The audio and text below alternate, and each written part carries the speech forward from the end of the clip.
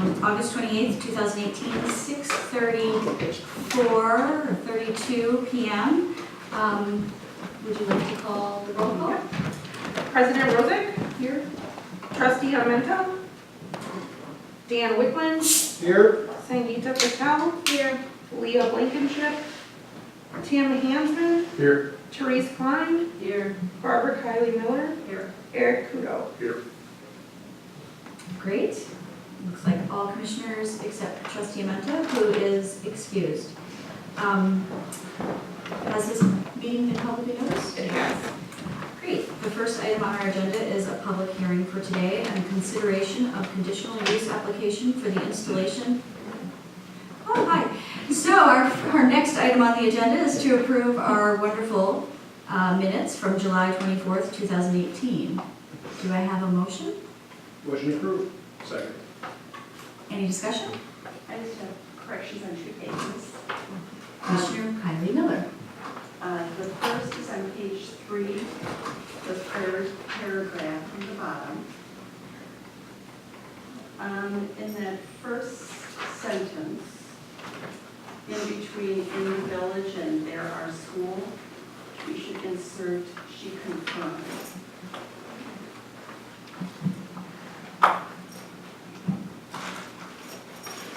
And then the last sentence of that paragraph, there should be a comma after "there are other things."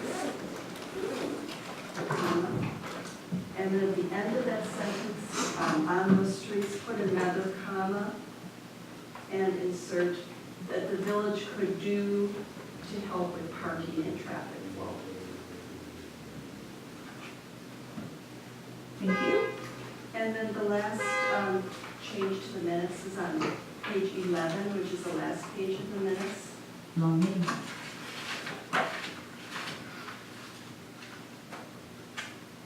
And that paragraph in the middle that starts up Ms. Kylie Miller doesn't make sense to me too much, but I can't remember exactly what I said. So if you read it over, does that make sense to you? I was wondering. I guess I think I was saying that it might be easier for an applicant to pay a higher fee up front. I think that's what you were And that, because he's already paid for his or her own traffic study, instead of then being charged again for another fee for an engineering review. But Yeah, and I it was can, just something in that paragraph, it was just a little hard to follow, I think, if you weren't there. yeah, I can look at a different way of saying it, but I think that's what you were getting at. Okay, thanks. A higher upfront fee, permit fee? Instead of including the engineering fee with it, because I think we were talking about the fee with the engineering Yes. fee. But that was it. So would it read, Ms. Kylie Miller suggested a higher initial permit fee rather than an additional engineering review fee? Correct. Anything else? Oh, that's it. Okay, anybody have any other comments? So with that, we have a motion and a second, including the suggested revisions. All those in favor say aye. Aye. Any opposed? Motion carries. So now we will move on to our fifth agenda item, which is a public hearing. Consideration of conditional use application for the installation of solar energy panels on detached garage at residential property 4442 North Sheffield Avenue. And I don't have my sheet in front of us, so do I ask for the applicant to come forward? I would say if Bart wants to Okay. go first.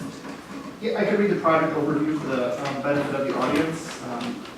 So Chris Dix, through business as Arch Electric, has applied on behalf of Leona Draper, the homeowner of 4442 North Sheffield Avenue, to install 9 solar panels in the south roof elevation of the detached garage. In total, the installation will cover approximately 194 square feet. Per 535-30D of the Village Code, installation and use of solar energy systems are conditional use in all zoning districts subject to a public hearing. The Plan Commission shall review the proposed system and may only restrict the system if the restriction satisfies one of the following conditions. 1, it serves to protect the serves to preserve or protect the public health or safety. 2, does not significantly increase the cost of the system or significantly decrease its efficiency. And 3, allows for an alternative system of comparable cost and efficiency. Staff review, based on review of the application, staff has no objections. An electrical permit would be required for its installation. Thank you. At this time, I'll open the public hearing. Is there anyone in the public that would like to comment or ask any questions today? Would the applicant like to say anything to us? I'm here on behalf of the contractors, and it's just more so if you had questions for me. Thank you. So if there's no comments from the public, I will close the public hearing and open it up to the commissioners for any questions or comments. Seeing none, do I have a motion to approve? I move to approve the conditional use application for the installation of solar energy panels and detached garage at residential property 4442 North Sheffield Avenue. I'll second. Great, we have a motion and a second. Any further discussion? Seeing none, all those in favor say aye. Aye. Any opposed? Motion carries. Thank you. Thank you for coming. We'll move on now to the second public hearing. It's consideration of a conditional use application for the installation of solar panels on principal residence at residential property 4118 North New Hall Street. Director Bart. Once again, I'll read the project overview for the benefit of the audience. Zach Van Driel, doing business as Arc Electric, has applied on behalf of Dick Baca, a homeowner of 4118 North New Hall Street, to install 22 solar panels on the south roof elevation of the existing 2-story duplex. In total, the installation will cover approximately 397 square feet. The project also involves combining the separate electrical meters into a single service. Per 53530D of the Village Code, installation and use of a solar energy system are conditional use in all zoning districts, subject to a public hearing. The Planning Commission shall review the proposed system and may only restrict the system if the restriction satisfies one of the following conditions. 1, serves to preserve or protect the public health or safety. 2, does not significantly increase the cost of the system or significantly decrease its efficiency. 3, allows for an alternative system of comparable cost and efficiency. Based on staff review of the application, staff has no objections. An electrical permit will be required for the installation. Thank you. I'd like to open up the to anybody in the public that would like to speak on this matter. Yes, if you could just come up and say your name and address. My name is Joel Ottenstein, and I live at 1700 East River Park Court. So I don't go to these kinds of meetings much, but, and I was wondering, why someone that installs like solar energy panels would have to get approval by the village government. So it seems from just a few minutes that I'm here, that it's simply a formality.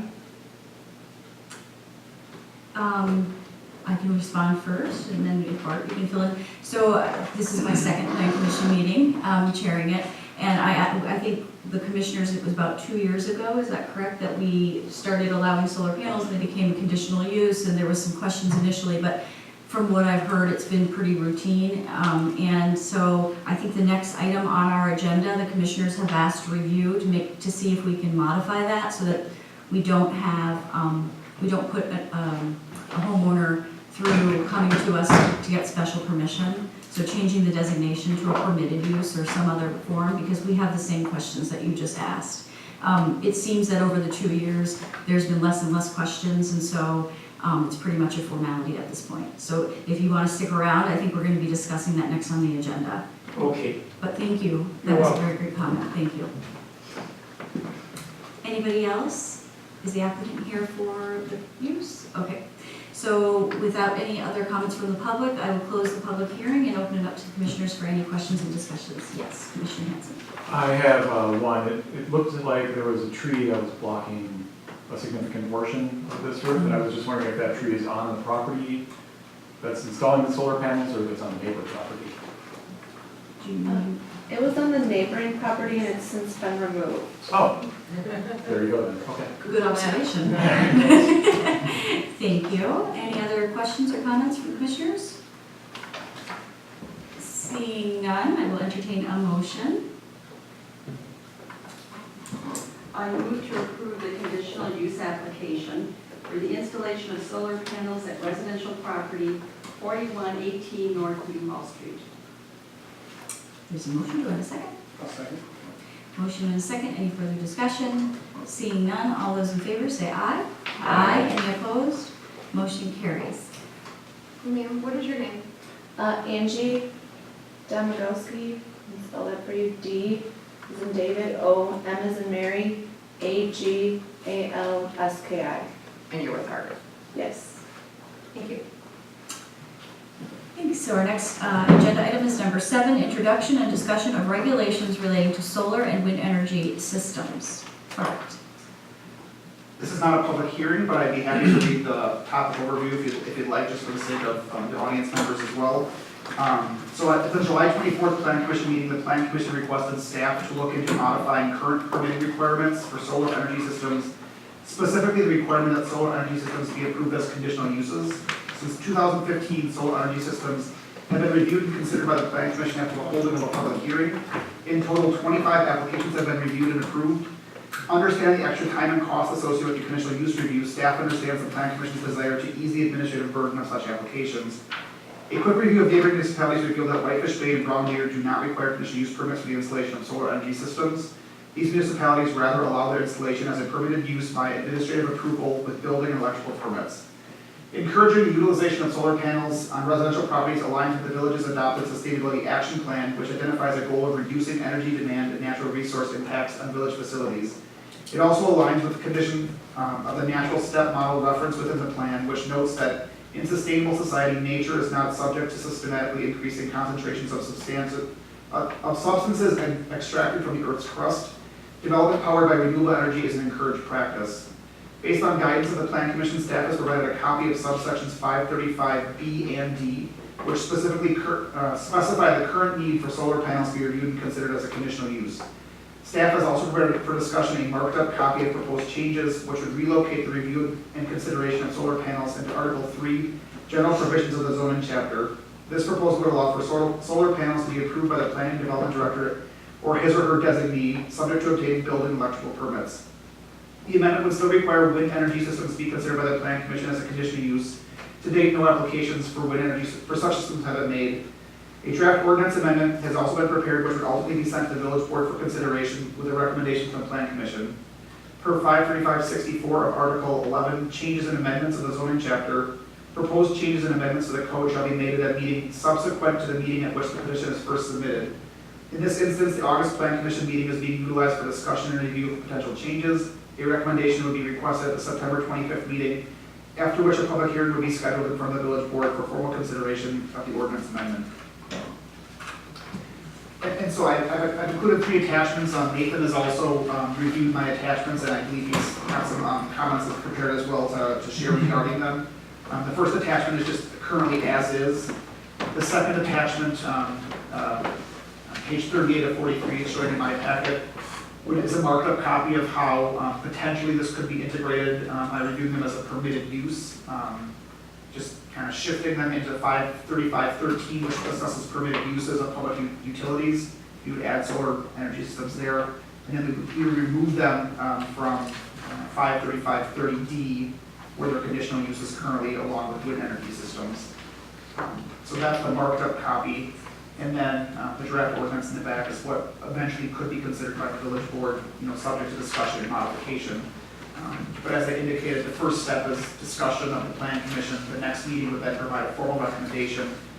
Then there would be a public hearing at which the public could comment in front of the village board to discuss any final changes to be adopted. Is it required to have 2 separate meetings? Yeah, my understanding, per the current code, yes. The first one discusses it, the second one recommends it. Okay. Does anyone from the Plan Commission have any questions or comments? I do, but I'll hold those because I have a feeling that Attorney Bayer is going to address this on this. Attorney Barry, would you like to make some comments? Thank you very much. Legally, there's no impediment to allowing solar panels to be approved by staff, but there's one decision by the Wisconsin Supreme Court that you should have in mind. or at least be aware of when you make this decision. And the case is called Pra versus Moretti, and it's from 1992. And the question that the court was addressing in Pra versus Moretti was as follows, and by the way, this is a run-on sentence that would probably make an English teacher blush, but it's the court's words, not mine. Close your ears. So, it's the court's words, not mine. But, so the question that they were addressing in Pra was this: whether an owner of a solar-heated residence states a claim upon which relief can be granted when he asserts that his neighbor's proposed construction of a residence, which conforms to all existing deed restrictions and all local ordinances, interferes with his access to an unobstructed path for sunlight across the neighbor's property. So basically what they're saying is, well, you know, you can't build that there because it's going to interfere with the solar panels that I already have up. The Supreme Court's answer to that question was yes. And in the decision, the Wisconsin Supreme Court, they looked favorably upon the development of solar energy, just as the policy adopted in the state statute says. And they noted, quote, access to sunlight has taken on a new significance in recent years, and this was back in 1982. In this case, the plaintiff seeks to protect access to sunlight not for aesthetic reasons or as a source of illumination, but as a source of energy. Access to sunlight as an energy source